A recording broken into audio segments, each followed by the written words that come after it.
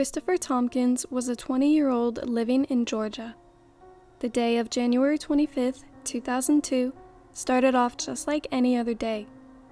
He got up, said goodbye to his mom, and left for his job as a surveyor around 8:10 that morning.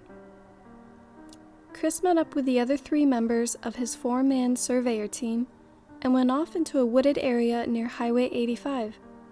The team moved as a unit, each man spaced about 50 feet apart in a line as they worked their way in the same direction, deeper through the forest. Chris was the last in line at the end. However, Christopher was still in eyesight of the other 3 men. They were all talking to one another, having casual conversations. Shortly thereafter, the surveyor in the front glanced back towards Chris, who had just been talking to him moments before.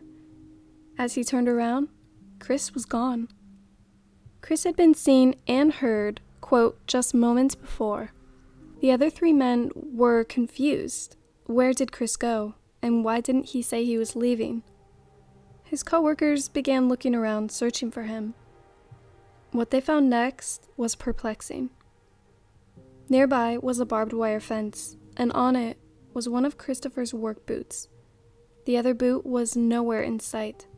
On the ground near the fence, they found some of his work tools, a blue fiber from his work pants, and some change. That was it. It seems that Chris had literally just vanished into thin air.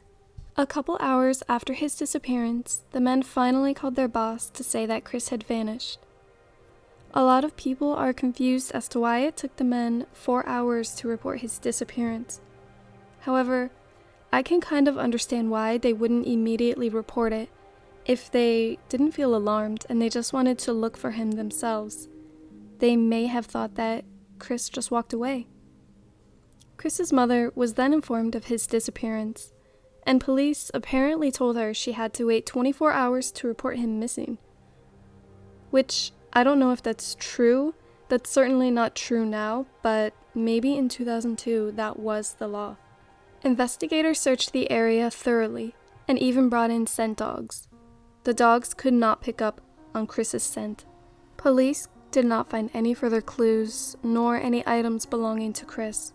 Several months go by, and strangely enough, Chris's other work boot was found by a farmer who lived just 900 yards from where Chris had gone missing. Surely, investigators and searchers would have found this boot during their search if it were there. Now, the area where Chris disappeared is woods. It is a wooded area. However, it's not totally in the middle of nowhere. There are some homes nearby and some small creeks and small lakes where fishermen go fishing, and also a small church within the distance. So if Chris were abducted or if he ran off, it's likely that someone would have seen or heard this. A national park is actually connected to this patch of woods that they were in. However, it's not confirmed if investigators thoroughly searched this park. It's also reported that a woman and her dog had gone missing in the same area a few years earlier. Chris's supervisor had told investigators that Chris had been acting a little strange in the days before his disappearance. However, Chris's mom disagreed with this. Chris had lived with her, and she said he had been acting normally and did not seem upset or depressed. All 3 of Chris's co-workers had the same story about what happened. There were not any reported issues or trouble between Chris and his colleagues. They all seemed to be friends.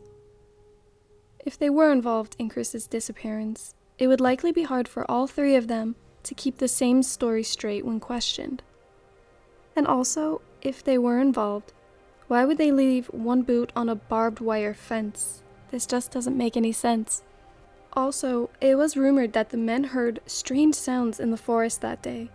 However, this is not 100% confirmed.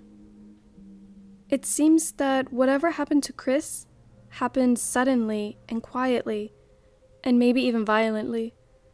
There was no sign of a struggle, however. To me, this sounds like a typical missing 411 case. All of the evidence is there.